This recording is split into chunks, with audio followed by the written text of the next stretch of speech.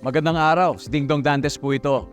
Dahil taon-taon tayong binibisita ng bagyo, kailangang handa tayong harapin ito.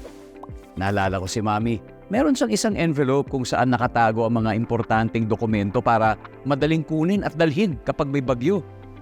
Ang misis ko naman, may nakahanda palaging emergency go bag na may lamang damit, gamot, pagkain, tubig at pera na kasya hanggang 3 araw sakaling kailanganin namin pumunta sa evacuation center. At syempre, ang toka ko, bago pa dumating ang bagyo, sinisilip ko na kung may mga butas ba yung bubong o ang ibang parte ng bahay na kailangang i-repair.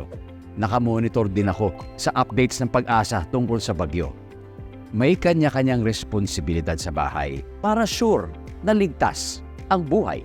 Dahil #panatag ang may alam.